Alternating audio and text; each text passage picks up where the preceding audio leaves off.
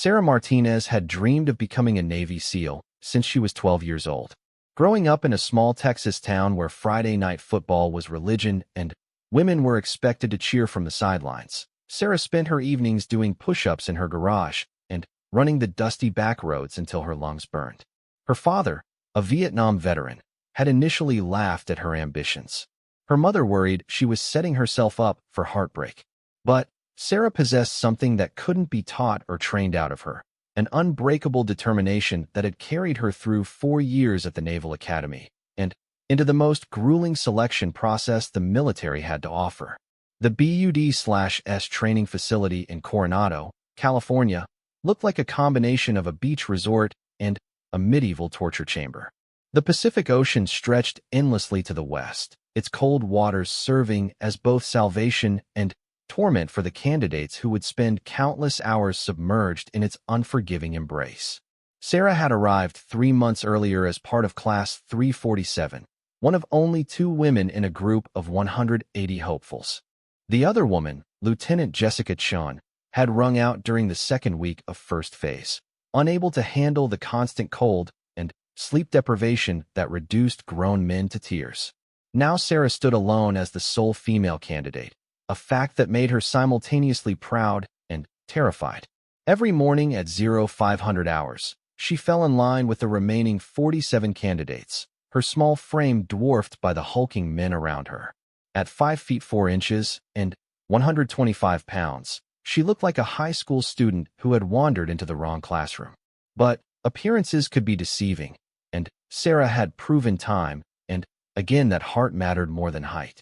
The instructors had nicknamed her Pocket Rocket after she completed a particularly brutal ocean swim in record time, her efficient stroke cutting through the waves while larger candidates struggled against the current. Chief Petty Officer Marcus Williams, the lead instructor whose reputation for breaking candidates was legendary, had grudgingly admitted that Sarah possessed something special. She never complained, never made excuses, and pushed through pain that would have sent most people to the hospital. But on this particular Tuesday morning in October, something was different. Sarah could feel it in the way the instructors avoided eye contact during morning PT. She sensed it in the hushed conversations that stopped when she approached. The feeling of dread that had been building in her stomach for days finally crystallized when Chief Williams called her name after the morning run. "Martinez, report to the commander's office immediately." Williams barked, his usual gruffness tinged with what Sarah could have sworn was sympathy. The walk across the compound felt like a death march. Sarah's boots echoed on the polished floors of the administrative building as she made her way to Commander Robert Hayes' office. Hayes was a legendary SEAL who had earned his reputation in the mountains of Afghanistan and the deserts of Iraq. His office walls were covered with commendations, photos with presidents, and memorabilia from operations that would never be declassified. He was also known as a fair man who judged people on their performance, not their demographics. "Sit down, Martinez," Hayes said without looking up from the folder on his desk. His voice carried the weight of a decision he clearly didn't want to make. Sarah remained standing at attention. "Sir, permission to speak freely?" Hayes finally looked up, his weathered face showing the strain of too many difficult decisions. "You know why you're here." It wasn't a question, but Sarah answered anyway. "No, sir, I do not. The Pentagon has made a decision regarding female candidates in BUD/S training." Hayes began, his words measured and careful. "Effective immediately, all female candidates are being reassigned to other programs." The words hit Sarah like a physical blow. She had been expecting individual criticism, perhaps a discussion about her performance in the previous day's combat diving exercise. She had never imagined that her gender alone would be grounds for dismissal. "Sir, with respect, my performance scores are in the top 10% of my class," Sarah said, fighting to keep her voice steady. "I've met or exceeded every standard required of candidates." Hayes nodded grimly. "I know. I fought this decision for 3 weeks. But there are concerns at the highest levels about the physical demands of SEAL operations and the unit cohesion issues that female operators might create in the field." Sarah felt her carefully controlled composure beginning to crack. "Unit cohesion, sir? The same unit cohesion I've been building with my teammates for 3 months? The same teammates who chose me as their squad leader for last week's land warfare exercise." "Martinez, This isn't about your capabilities, Hayes said, standing and moving to the window that overlooked the training compound. This is about politics and perceptions and a bunch of politicians who have never spent a day in combat making decisions about warrior qualifications. The room fell silent except for the distant sound of the next class of candidates being pushed through their paces on the obstacle course. Sarah could see them through the window, young men throwing themselves over walls and under barbed wire, dreaming of earning the trident that would mark them as among the world's elite warriors. "What are my options, sir?" Sarah asked quietly. "You're being offered a transfer to the Navy's Special Warfare Combatant Craft Crewman Program," Hayes replied, turning back to face her. "It's still special operations, still combat arms. You'd be supporting SEAL operations from the maritime side." Sarah knew about the SWCC program. It was highly respected and genuinely dangerous work, operating the boats that inserted and extracted SEAL teams. But it wasn't what she had dreamed of since she was 12 years old. It wasn't the trident she had been willing to sacrifice everything to earn. "When do I have to give you an answer, sir?" "You don't," Hayes said, his voice heavy with regret. "The decision has been made. You'll be transferred to SWCC training at the end of the week." "I'm sorry, Martinez. This is one of the hardest things I've ever had to do." Sarah stood in silence for a long moment, processing the destruction of everything she had worked toward for the past 8 years. Finally, she straightened her shoulders and looked Commander Hayes directly in the eyes. "Sir, permission to return to training?" Hayes looked confused. "Martinez, didn't you hear what I just said? You're being transferred out of the program." "Sir, I heard you clearly. But, until the end of the week, I'm still a member of Class 347. Unless you're ordering me to stop training, I intend to complete every evolution with my teammates." A slight smile crossed Hayes' weathered features. "Very well, Martinez. Carry on." Sarah saluted crisply and turned to leave. As her hand touched the door handle, Hayes called out to her, "Martinez, for what it's worth, you would have made one hell of a SEAL." The walk back to the training compound passed in a blur. Sarah's mind raced through the implications of what had just happened. 8 years of preparation, 3 months of the most difficult training imaginable, and it was all ending because of a decision made by people who had never experienced the brotherhood of special operations. When Sarah rejoined her class, they were preparing for pool competency training, an evolution that would test their ability to remain calm underwater while instructors attempted to drown them. It seemed fitting that she would be facing one of BUD/S most feared evolutions just hours after learning her SEAL dreams were over. Petty Officer Rodriguez, Sarah's swim buddy and closest friend in the class, noticed immediately that something was wrong. "You okay, Martinez? You look like you've seen a ghost." Sarah shook her head. "I'll tell you later. Right now, let's focus on not drowning." The pool competency evolution was designed to test a candidate's ability to remain calm under extreme stress. Instructors would attack candidates underwater, tying their scuba gear in knots, turning off their air supply, and generally doing everything possible to induce panic. The only way to survive was to remain completely calm and methodically solve each problem as it arose. As Sarah descended into the crystal-clear water of the training pool, she felt a strange sense of peace. For the next hour, nothing mattered except her ability to breathe underwater while instructors tried their best to kill her.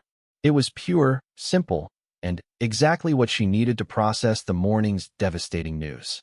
The evolution began with routine underwater swimming, candidates moving back and forth across the bottom of the pool while instructors watched for any signs of weakness or panic. Sarah had always excelled in the water, her small size and efficient technique making her nearly impossible to catch during the more aggressive portions of training. Then, the real test began. Instructor Petty Officer Davis, a massive former college football player who seemed to take particular pleasure in tormenting candidates, descended towards Sarah like a shark sensing blood. Davis was known for his creativity in finding new ways to complicate the underwater evolutions, and Sarah could see the gleam in his eyes that meant she was about to experience something particularly unpleasant. Davis struck without warning, grabbing Sarah's scuba regulator and yanking it from her mouth. Before she could reach for her backup regulator, he had twisted her tank valve shut, cutting off her air supply entirely. Then, for good measure, he grabbed her mask and filled it with water, leaving Sarah effectively blind and unable to breathe. Under normal circumstances, the solution was straightforward: clear the mask, turn the air back on, and calmly replace the regulator. But Davis wasn't finished. As Sarah reached for her tank valve, he grabbed her arms and held them, preventing her from restoring her air supply. She was trapped underwater with no air, no vision, and an instructor who seemed determined to find out exactly how long she could hold her breath. Sarah forced herself to remain completely still. Panic was the enemy, the thing that caused candidates to shoot to the surface and ring out of training. Instead, she focused on conserving oxygen and waiting for an opportunity. Davis would have to release her eventually. The safety divers wouldn't let him actually drown a candidate. After what felt like an eternity, but was probably only 30 seconds, Davis released her arms to grab her fins, apparently planning to tie them in knots. Sarah used the opportunity to quickly turn her air back on and clear her mask, restoring both her breathing and her vision. Davis looked genuinely surprised that she had solved the problem so quickly while he was still actively interfering with her equipment. For the next 20 minutes, Davis threw everything he could think of at Sarah. He tied her regulator hoses in elaborate knots that would have challenged a sailor. He repeatedly turned off her air supply at random intervals.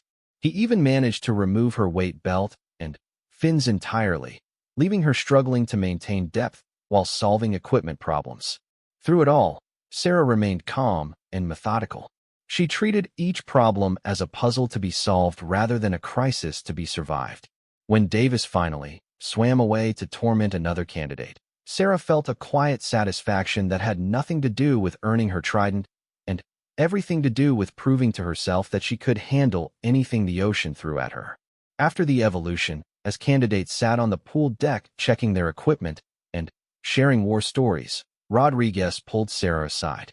"Okay, spill it," he said. "I've never seen you that focused during pool comp. It was like you were in some kind of trance." Sarah looked around at her classmates, these men who had become closer to her than her own family over the past 3 months. In 3 days, she would never see most of them again. The thought was almost more painful than losing her shot at the trident. "I'm being transferred out of the program," she said quietly, watching Rodriguez's face cycle through confusion, disbelief, and anger. "What? Why? Your scores are better than half the class.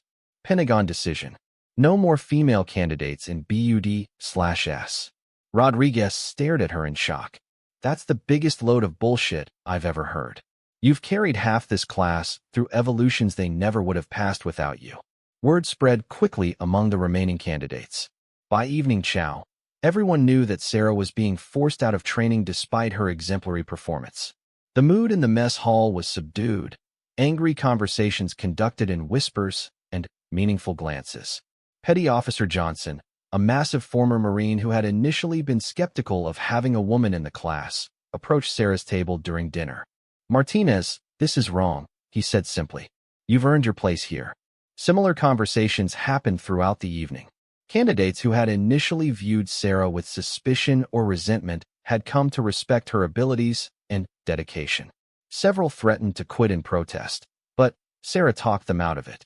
There was no point in destroying their dreams because hers had been taken away. That night, Sarah lay in her rack listening to the familiar sounds of the barracks, snoring from exhausted candidates, the distant crash of waves against the beach, the occasional helicopter passing overhead. In 3 days, she would be sleeping somewhere else, beginning a different kind of training for a different kind of mission. She thought about calling her parents, but couldn't bring herself to dial the number. How do you tell people who have supported your impossible dream for 8 years that it's over because of a decision that has nothing to do with your abilities or dedication? Instead, Sarah stared at the ceiling and planned for the remaining 3 days of training. She would complete every evolution. She would help her teammates succeed. And she would leave BUD/S with her head held high, knowing that she had given everything she had to give. The next morning brought log PT, an evolution where teams of candidates carried 200-pound telephone poles through various exercises designed to build teamwork and break spirits. Sarah's team, Team 7, had developed an efficient rhythm over the months of training. She served as the team leader, calling cadence and making tactical decisions about pole placement and movement. As Team 7 hoisted their log overhead for the 20th time that morning, Sarah caught sight of Commander Hayes watching from the observation deck. He had an expression on his face that she couldn't quite read, pride mixed with frustration, perhaps regret. The morning wore on with the familiar brutality of BUD/S training. Cold ocean swims, obstacle course runs, and combat conditioning that pushed the human body to its absolute limits.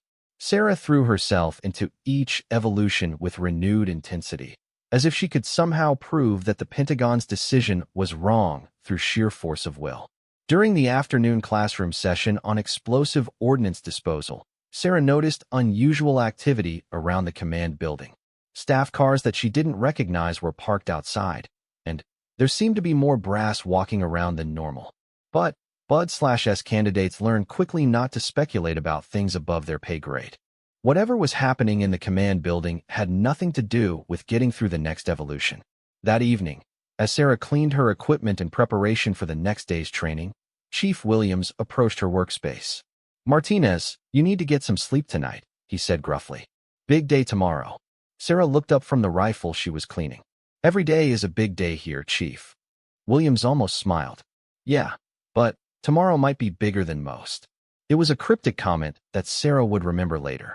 At the time, she simply nodded and returned to her weapon maintenance, focusing on the familiar routine of cleaning and inspection that had become second nature over the months of training. As she finally settled into her rack that night, Sarah felt a strange sense of anticipation that she couldn't explain. Maybe it was just the knowledge that her time at BUD/S was almost over. Or maybe it was something else entirely, a feeling that the next day would bring changes that none of them could anticipate.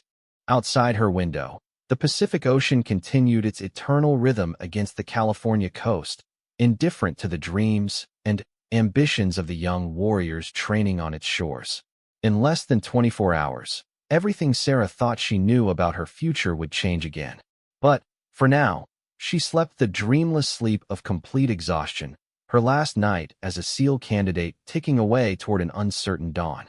The alarm sounded at 0430 hours, 30 minutes earlier than usual. Sarah rolled out of her rack with practiced efficiency, her body moving on autopilot through the morning routine that had become second nature. Around her, the other candidates stirred to life, grumbling about the early wake-up call but moving with the disciplined urgency that BUD/S had beaten into them. As Sarah laced her boots, she noticed Chief Williams standing in the doorway of the barracks, his expression more serious than usual. Behind him stood two men in dress blue uniforms that she didn't recognize, their bearing suggesting they were far more senior than anyone normally seen wandering around the BUD/S compound. "Fall in for morning muster," Williams barked. "Full dress uniform." "Move it." The candidates exchanged puzzled glances. Full dress uniform was reserved for graduation ceremonies and formal inspections, not routine training days. Sarah felt her stomach tighten with anxiety as she quickly changed into her dress blues, the crisp fabric feeling foreign after months of wearing nothing but wet camouflage and PT gear. The morning muster was held on the parade field instead of the usual training area. As Class 347 fell into formation, Sarah could see more unfamiliar faces gathered near the reviewing stand. Men and women in expensive suits who clearly weren't military, several flag officers whose stars caught the early morning sunlight, and what appeared to be a small group of reporters with cameras and recording equipment. Commander Hayes stood at the center of the group, his jaw set in the expression Sarah had learned to associate with decisions he didn't like but was forced to implement. To his right stood a woman in a Navy Vice Admiral's uniform, her bearing suggesting she was someone accustomed to being the most senior person in any room. To Hayes' left was a man in civilian clothes whose presence somehow commanded attention despite his unremarkable appearance. "Class 347, attention," Chief Williams commanded.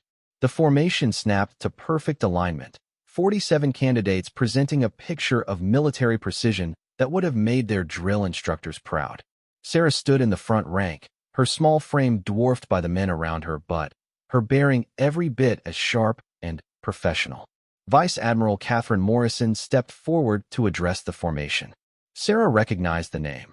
Morrison was the first woman to command a carrier strike group, and had recently been promoted to oversee all special operations training programs. Her presence at BUD/S was unprecedented and deeply confusing. Candidates, Morrison began, her voice carrying easily across the parade field. Yesterday, the Pentagon's decision to suspend female participation in SEAL training was overturned by direct order of the Secretary of Defense. Sarah felt the words hit her like a physical shock. Around her, she could sense the other candidates shifting slightly, their discipline barely containing their surprise at this unexpected development. Morrison continued, "This reversal comes after an extensive review of training data, operational requirements, and input from current SEAL team commanders. The data clearly demonstrates that gender is not a predictor of success in special operations training or combat effectiveness." Sarah's mind raced as she tried to process what she was hearing. Less than 24 hours ago, her SEAL dreams had been crushed by political decisions made in Washington. Now those same political forces were apparently reversing course just as dramatically. However, Morrison said, her tone becoming more serious, this reversal comes with conditions. Female candidates who complete SEAL training will initially be assigned to specialized units that are conducting classified operations requiring female operators.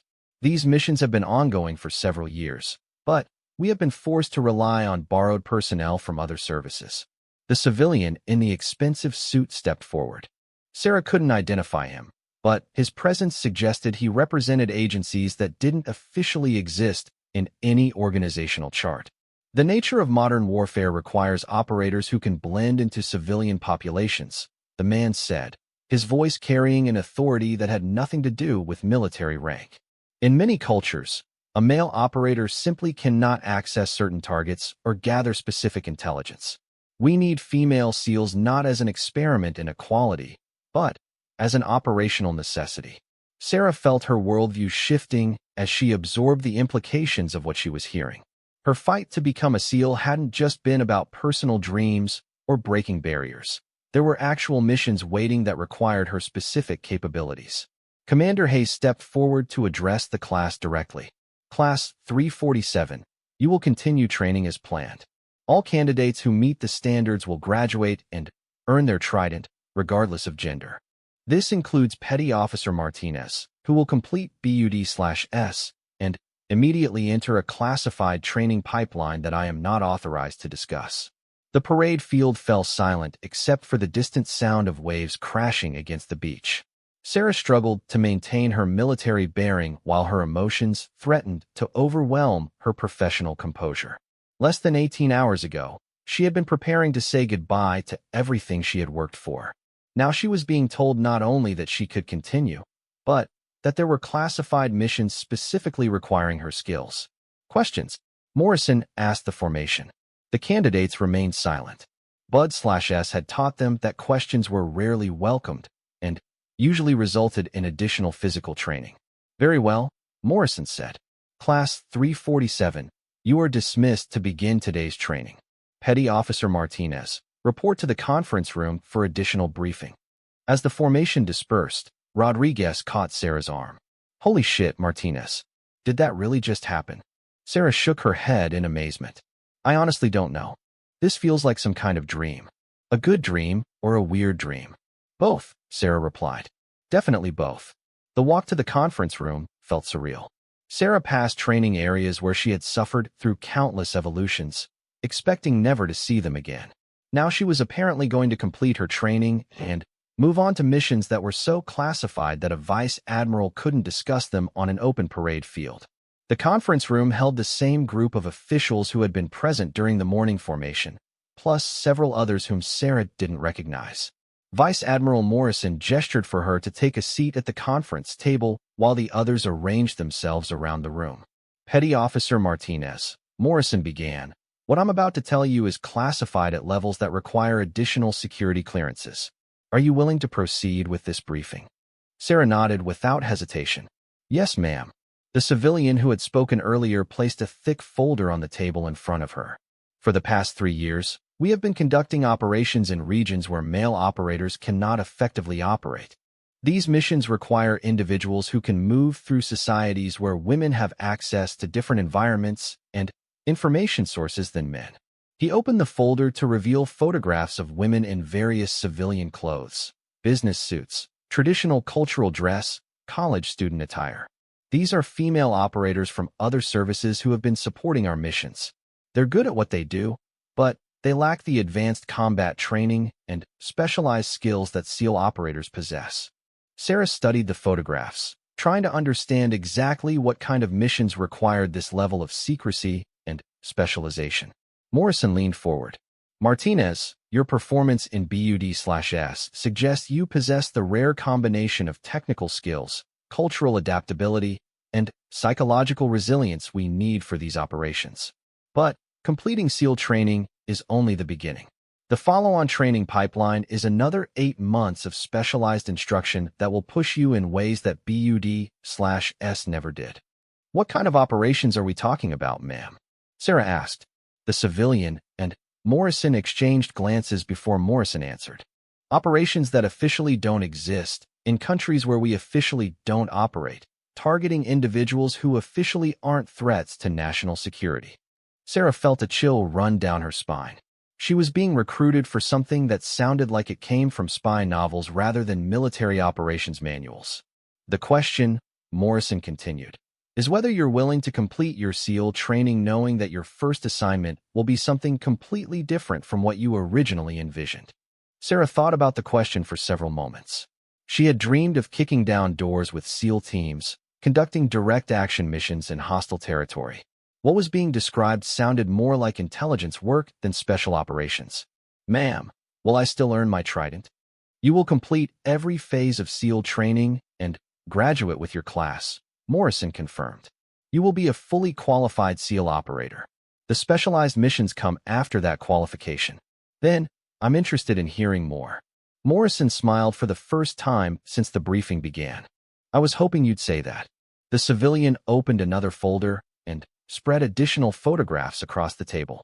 These are target profiles from recent operations. Notice anything about the locations where intelligence was gathered. Sarah studied the images carefully. They showed various locations, upscale restaurants, university campuses, shopping districts, cultural events. All places where a male operator would stand out or be unable to access certain areas. These all require social integration rather than tactical insertion, Sarah observed. Exactly, the civilian said. Your follow-on training will include advanced language instruction, cultural immersion, sophisticated surveillance techniques, and specialized combat skills adapted for urban environments where you'll be operating alone. Morrison added, you'll also receive extensive training in psychological operations, advanced interrogation techniques, and technologies that don't exist in conventional military units. Sarah felt her excitement building despite her attempts to maintain professional composure. This was beginning to sound like the most challenging and interesting work imaginable, combining all the tactical skills of SEAL training with intellectual challenges that would push her in completely new directions. What about my classmates? Sarah asked. Will they know about this specialized assignment? Your classmates will know that you've been selected for a classified assignment, Morrison replied. They won't know the specific details, but that's not unusual for SEAL operators. Many assignments are classified at levels that prevent discussing details even with other team members. The briefing continued for another hour, covering administrative details and security protocols that would govern Sarah's new career path. By the time it concluded, Sarah's head was spinning with information about training locations, cover identities, and operational procedures that seemed borrowed from science fiction. As she prepared to leave the conference room, Morrison stopped her with one final question. Martinez, are you absolutely certain you want to pursue this path? Once you enter the specialized training pipeline, there's no going back to conventional SEAL teams. This will define your entire career. Sarah thought about the question seriously.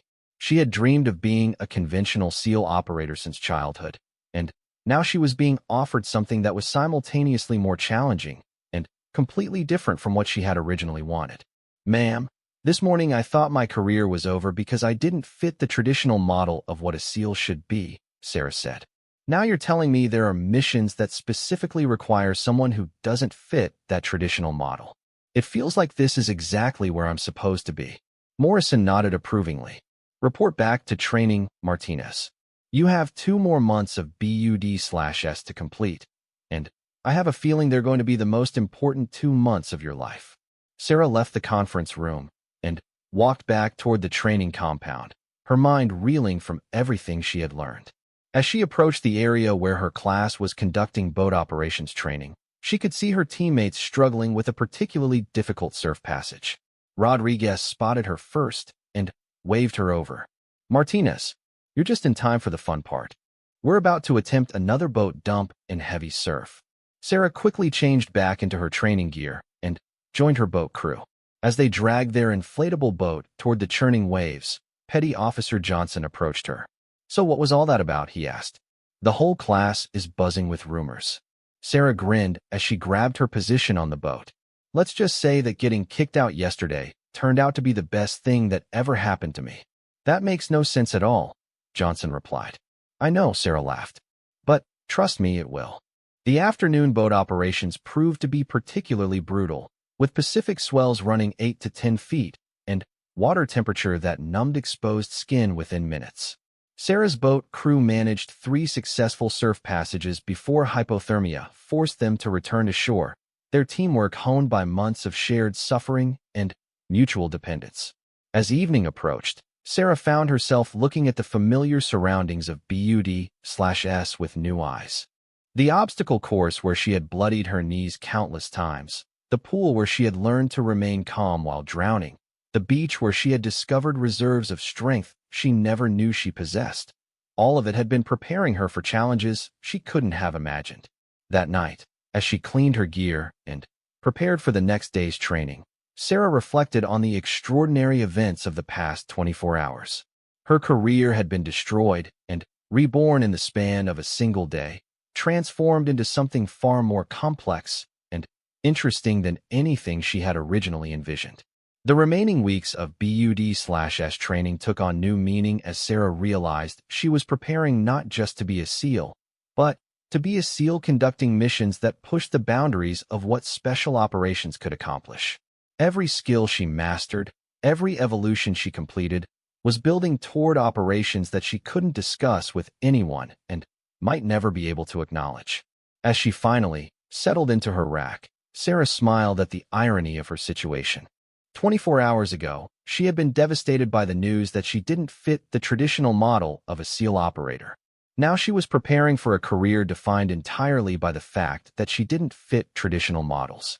Outside her window, the Pacific Ocean continued its eternal rhythm, its waves carrying the dreams of warriors toward shores they had never imagined reaching. 2 months later, Sarah stood once again on the parade field at BUD/S, but everything had changed. The crisp December morning carried the scent of eucalyptus from the nearby trees, and the Pacific Ocean sparkled under clear skies that seemed to promise endless possibilities. Class 347 had been reduced from its original 180 candidates to just 23 graduates, each one having survived 6 months of training that had broken dozens of strong men and tested the limits of human endurance. Sarah's family had flown in from Texas for the graduation ceremony, their faces beaming with pride that seemed almost too intense for the military setting. Her father, the Vietnam veteran who had initially questioned her ambitions, stood at attention in his old dress uniform, tears streaming down his weathered cheeks. Her mother clutched a small American flag and whispered prayers of gratitude for her daughter's safe completion of the most dangerous training program in the military. Commander Hayes stood before the formation of graduates, the same man who had delivered devastating news about Sarah's dismissal just 2 months earlier. Now he held a small wooden box containing the trident pins that would mark these young warriors as members of the world's most elite fighting force. "Gentlemen and lady," Hayes began, his voice carrying across the assembled crowd of families and dignitaries. "Today you join a brotherhood that has been forged in the crucible of combat and tempered by sacrifice. The trident you receive today is not just a piece of metal. It represents the blood, sweat, and dedication of every SEAL who has worn it before you." Sarah felt her heart racing as Hayes approached each graduate individually, pinning the golden trident to their dress blue uniforms while reciting their names and future assignments. When he reached Rodriguez, her swim buddy and closest friend in the class, Hayes announced his assignment to SEAL Team 5 in Coronado. Then, Hayes stood before Sarah, the trident gleaming in his palm as he looked into her eyes. "Petty Officer Sarah Martinez," he said clearly, his voice carrying to every corner of the parade field. "First female graduate of basic underwater demolition/SEAL training. Your assignment is classified, but know that your nation has special missions waiting that only you can accomplish." As the trident was pinned to her uniform, Sarah felt the weight of history settling on her shoulders. She was no longer just Sarah Martinez from small-town Texas. She was now part of an elite community that traced its lineage back to the underwater demolition teams of World War II. The ceremony concluded with the traditional ringing of the brass bell, each graduate striking it once to signal their official entry into the SEAL community. When Sarah's turn came, the clear tone of the bell seemed to echo across the entire base, a sound that represented the culmination of 8 years of preparation and 6 months of the most grueling training imaginable. After the ceremony, Sarah's family gathered around her for photographs and congratulations. Her younger brother, now a junior in high school, stared at her trident with obvious awe. "So what happens now?" he asked. "Where do you go from here?" Sarah glanced around at the crowd of families celebrating their sons' and brothers' graduations. "I honestly don't know," she said, "but I'm excited to find out." That afternoon, while her family explored the base and her classmates celebrated at local restaurants, Sarah reported to Commander Hayes' office for her final briefing as a BUD/S graduate. The office looked the same as it had 2 months earlier, but Hayes seemed somehow different, more relaxed, perhaps even slightly proud. "Congratulations, Martinez," he said as she entered. "You've earned something that most people can only dream about." "Thank you, sir. It's been an honor to train here." Hayes gestured for her to sit down. "Your transportation arrives tomorrow morning at 0800. You'll be taken to a training facility that doesn't exist on any official maps. The next 8 months will make BUD/S look like summer camp." Sarah raised an eyebrow. "Sir, with respect, I'm not sure that's possible." Hayes chuckled. "Trust me, Martinez, you have no idea what you're walking into. The people who run this program have been developing training methods that push human capabilities in directions you've never imagined." He handed her a sealed envelope marked with security classifications that Sarah had never seen before. "Your travel orders and initial briefing materials. Don't open this until you're on the aircraft tomorrow." As Sarah prepared to leave, Hayes called out to her one final time. "Martinez, for the record, watching you earn your trident was one of the highlights of my career. You've proven something important, not just about women in special operations, but about what's possible when someone refuses to accept limitations." The next morning, Sarah said goodbye to her family at the base entrance, her sea bag packed with the few personal items she was authorized to bring to her new assignment. Her parents tried to hide their concerns about their daughter disappearing into a world of classified operations and dangerous missions, but their pride in her achievements overshadowed their fears. At exactly 0800 hours, a black SUV with tinted windows pulled up to the BUD/S administrative building.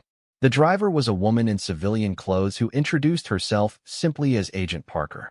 Her bearings suggested military training, but she wore no uniform or identifying insignia. "Congratulations on your graduation, Petty Officer Martinez," Parker said as they drove away from the base. "Are you ready for the next phase of your adventure?" "I think so," Sarah replied, watching the familiar landmarks of Coronado disappear behind them. "Though I'm starting to realize I have no idea what I'm actually ready for." Parker smiled knowingly. "That's probably the smartest thing you could say at this point." The drive took them to a small regional airport where a business jet waited with engines already running. The aircraft bore no military markings or government insignia, looking more like a corporate transport than military asset. As the plane lifted off and banked toward the east, Sarah opened the sealed envelope Hayes had given her.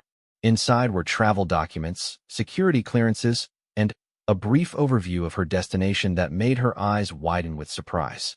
According to the documents, she was being taken to a facility in Virginia that officially didn't exist.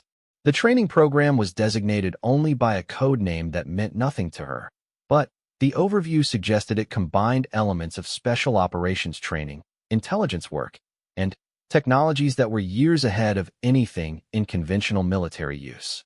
The flight lasted 6 hours, during which Parker briefed Sarah on security protocols and administrative procedures that seemed borrowed from spy novels. By the time they landed at another small airport, this one somewhere in the Virginia countryside, Sarah's head was spinning with information about cover identities, communication procedures, and operational security measures. A second SUV waited at the Virginia airport, this one driven by a man who introduced himself as Colonel Mitchell. Unlike Parker, Mitchell wore a military uniform, though Sarah didn't recognize the unit patches or rank insignia. "Welcome to the next level, Martinez," Mitchell said as they drove through rolling countryside that looked deceptively peaceful. "I hope you're ready to discover capabilities you never knew you had." The facility they approached looked like a high-end corporate retreat center rather than a military installation. Modern buildings nestled among carefully landscaped grounds, with no visible security measures or military equipment. Only the discreet guard stations, and the fact that her phone had lost signal several miles back suggested this was anything other than a luxury conference center. "This is home for the next 8 months," Mitchell explained as they pulled up to what appeared to be a dormitory building. "You'll be training alongside operators from every branch of service, plus some people whose backgrounds you're not cleared to know about yet." Sarah's room was more luxurious than any military quarters she had ever seen, with a private bathroom, high-speed internet, and furnishings that belonged in an expensive hotel. The only indication that this was a training facility was the workout gear laid out on the bed and the class schedule posted on the bulletin board. The schedule made Sarah's eyes widen in disbelief. Language immersion sessions, advanced combat training, psychological operations, surveillance techniques, cultural adaptation workshops, and courses with names she didn't recognize dealing with technologies that apparently weren't available to conventional military units. That evening, Sarah met her fellow students during dinner in a dining facility that served restaurant-quality food prepared by chefs who had apparently been recruited from some of the finest establishments in the country. The other students were an eclectic mix that defied easy categorization: special operations veterans from every service, intelligence officers, and individuals whose backgrounds remain mysteriously vague. Her roommate turned out to be Captain Lisa Chun, an Army Special Forces officer who had graduated from West Point and Harvard Business School before volunteering for classified operations. Chun's combination of tactical expertise and advanced education made her seem like someone who belonged more in a corporate boardroom than a combat zone. "So you're the SEAL who caused all the excitement," Chun said as they settled into their rooms after dinner. "The whole place has been buzzing about your arrival ever since word came down that the first female SEAL graduate was joining the program." "I'm still trying to figure out exactly what this program is," Sarah admitted. "The briefings have been heavy on mystery and light on specifics." Chun laughed. "That's pretty much standard operating procedure around here. Everything is need to know, and apparently we don't need to know very much. But I can tell you that the training is unlike anything you've experienced, even in SEAL training." Over the following weeks, Sarah discovered that Chun's assessment was accurate. The physical training pushed her body in new directions, incorporating martial arts techniques and weapons systems that she had never encountered. The academic coursework challenged her intellect with subjects ranging from international economics to advanced psychology to quantum encryption techniques. But the most challenging aspect of the training was learning to completely transform herself into different personas for various missions. Sarah spent hours working with acting coaches and psychologists to develop alternative identities that were so complete she could maintain them under stress and hostile questioning. She learned to be Elena Rodriguez, a business consultant specializing in international finance.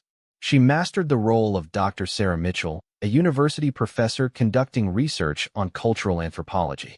She even developed the persona of Maria Santos, a graduate student studying abroad who could blend seamlessly into academic environments in dozens of countries. Each identity required mastering different languages, cultural knowledge, technical skills, and even physical mannerisms that would convince anyone she encountered that she was exactly who she claimed to be. The psychological training alone was more intensive than anything she had experienced in SEAL training. 3 months into the program, Sarah finally began to understand the scope of the mission she was preparing for. During a classified briefing that required additional security clearances, she learned about operations that were currently ongoing in locations around the world where traditional military action was impossible. Female operators were gathering intelligence in societies where women could access information and locations completely off-limits to men. They were conducting surveillance on targets who would never suspect that the business consultant in the hotel bar or the graduate student in the university library was a highly trained operative gathering critical intelligence. The operations were having strategic impact on national security challenges that ranged from terrorism to international organized crime to state-sponsored intelligence operations targeting American interests abroad. These missions, Colonel Mitchell explained during one briefing, represent the evolution of special operations beyond traditional direct action. We're fighting wars that most people don't know exist, using weapons that most people can't imagine. As Sarah's training progressed, she began to appreciate the extraordinary nature of what she was being prepared to accomplish. The combination of SEAL tactical training with advanced intelligence techniques and sophisticated technology was creating capabilities that pushed the boundaries of what individual operators could achieve. 8 months after leaving BUD/S graduation, Sarah stood once again on a parade field, this time at the mysterious Virginia facility. But there was no family present for this graduation, no photographers or public recognition. The dozen graduates of the classified training program received their assignments in a simple ceremony attended only by the instructors and a few senior officials whose presence couldn't be acknowledged. Sarah's first assignment was to a major European city where intelligence indicated that a terrorist cell was planning attacks against American interests. Her mission was to infiltrate the cell, using her academic cover identity, and gather intelligence that would enable disruption of the plot. As she prepared to deploy on her first mission as a fully qualified operator in the world's most secret special operations program, Sarah reflected on the incredible journey that had brought her to this point. She had begun as a small-town Texas girl dreaming of becoming a SEAL, been dismissed from training for political reasons, and emerged as something entirely new, a warrior prepared for missions that existed at the intersection of special operations and intelligence work.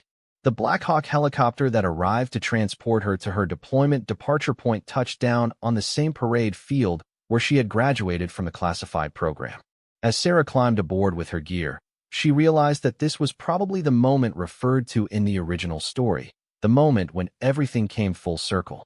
She was no longer just the woman who had been booted from SEAL training for political reasons. She was now an operator with capabilities that pushed the boundaries of what was possible in modern warfare, deploying on missions that would never be acknowledged but would help keep her country safe in ways that most people would never know about. As the Black Hawk lifted off and banked toward her uncertain future, Sarah smiled at the thought that being kicked out of traditional SEAL training had led to opportunities she never could have imagined. Sometimes the end of one dream was simply the beginning of something far more extraordinary.